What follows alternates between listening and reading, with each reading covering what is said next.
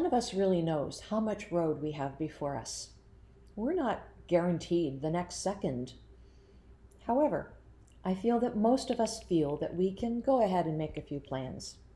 Today I want to talk to you not about specific plans, but about general plans for your life in terms of what you feel you owe your future self and what you need to do today in order to honor those obligations. My name is Karen Brown. I'm the publisher and editor of The Oldish, and whether you have just discovered us or you've been with us for a long time, it is my pleasure to welcome you to episode 103. Now, why do I think we owe our future selves anything at all? Well, for me, the answer is simple. I like to control my own life. I like to make my own decisions. I do not want other people making decisions for me about how my life is going to turn out.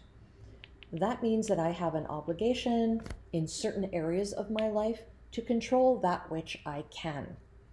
Now, of course, this is barring any unforeseen accidents or health issues. Those things we can't control. But to the extent that I can control things, you're darn tootin', I want to control them. So let's start with something really obvious. I want to be able to live a healthy life and remain cognitively aware. I owe my future self the discipline of eating a healthy diet and making sure that I exercise on a daily basis. My brain needs to stay engaged along with my body. It needs to stay engaged with things that require me to think, to be strategic, to consider options. Is that right? Is it wrong? What's going on? Have I heard something else that contradicts that? And work my way through it. For some people, crossword puzzles are good. Sudoku, learning a new language, those are all good things as well. Just sitting down in front of a TV and being talked at, that's not engagement.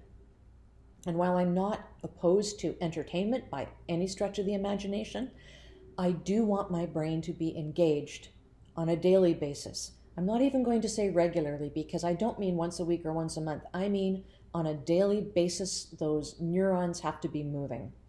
I owe my future self the action of being a lifelong learner. I'd like to continue being socially engaged with close friends, with acquaintances, and with new people I meet. That's kind of a tough one for me because I tend to be rather introverted. I'm not the one who will generally be on the phone or on email rounding people up for whatever event. But I do owe my future self the push to stay actively engaged socially. I like to travel to places that I've never been before, and I like to travel back to places and spend more time with people that I've met. Most of you who have watched this program before will know that Positano on the Amalfi Coast has a special place in my heart. I'm going there later this year. I do try to get there every couple of years.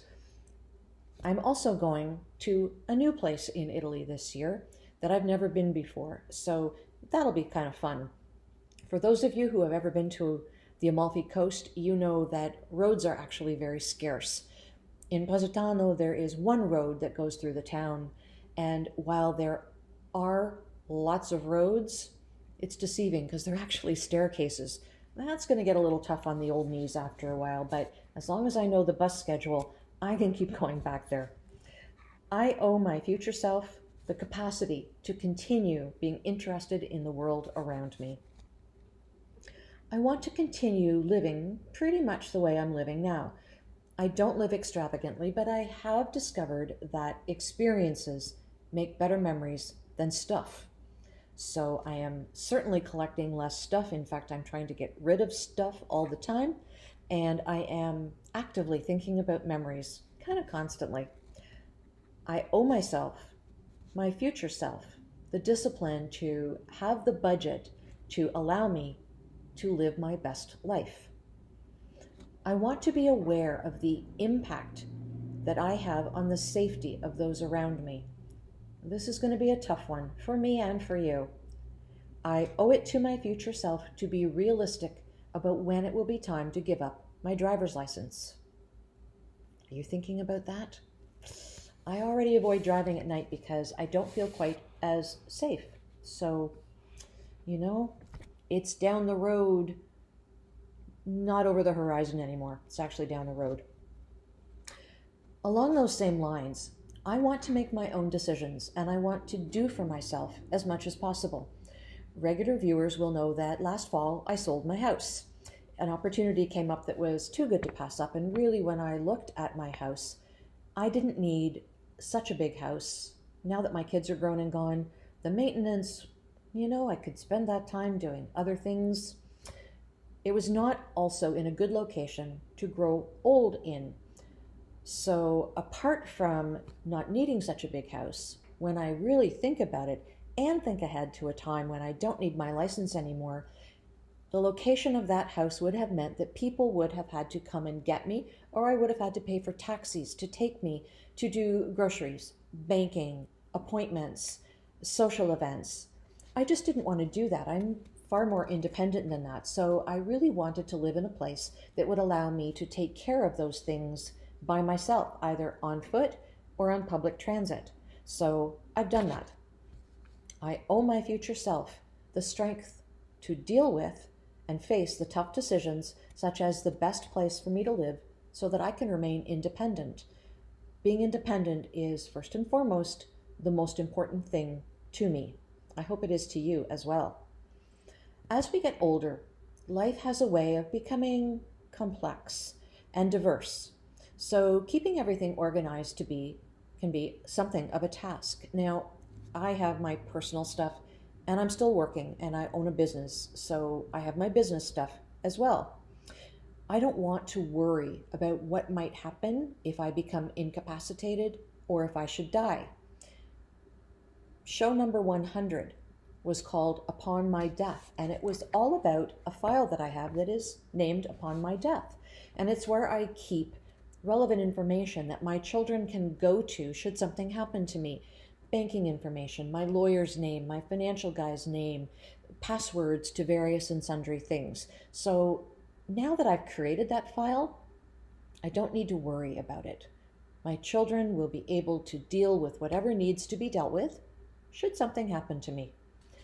I owe my future self the time to organize my affairs so that I don't worry about how anything will be handled or worry about my children being able to deal with my life. I want to sleep well, know what I can and can't do, and understand when it's time to call for help or call the doctor.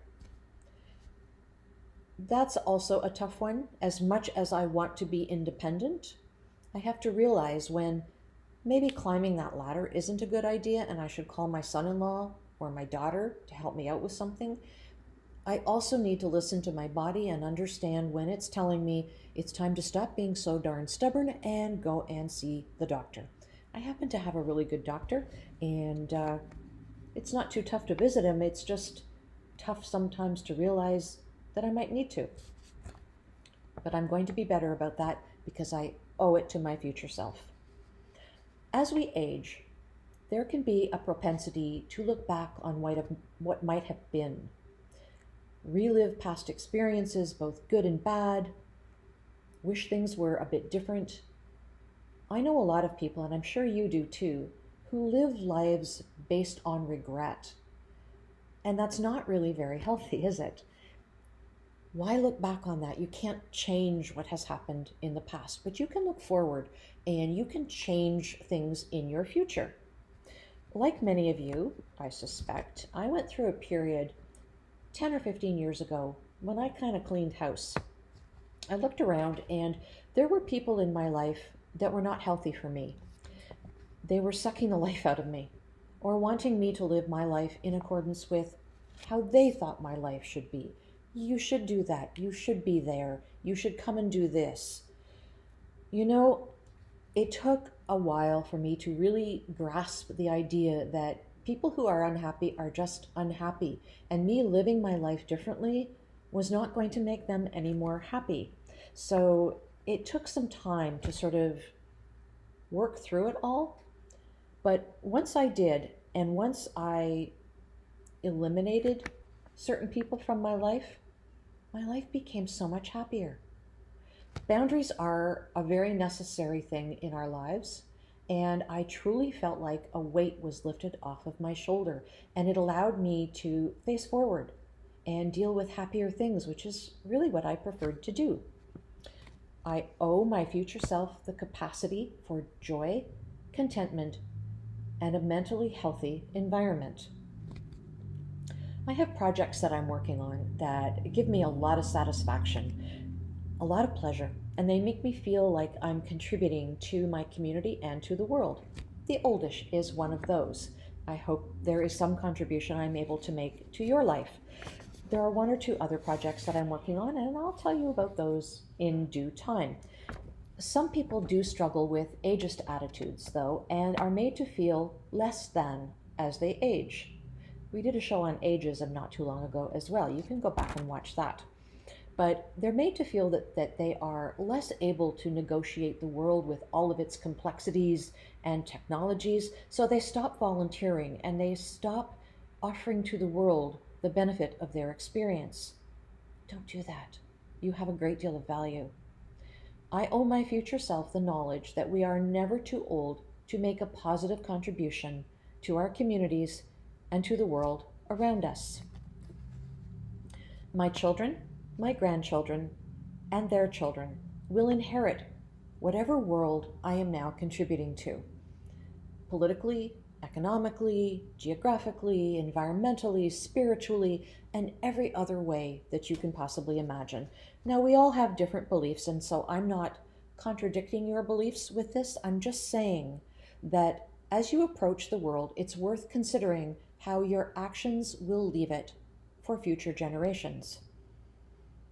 Not wanting something to change because it will make me less comfortable is not a good enough reason not to consider a change.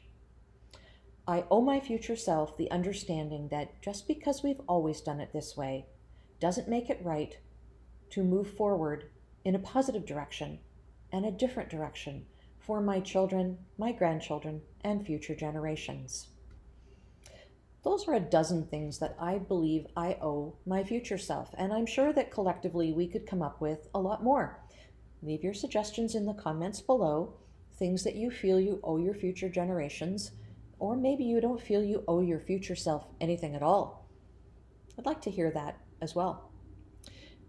Until then, until you can think of what you might owe your future self, we'll leave you with those as a starting point. I will look forward to seeing you next Wednesday at 12 noon for another edition of the Oldish TV. Until then, please look after one another, and do remember that it takes a village to age a senior.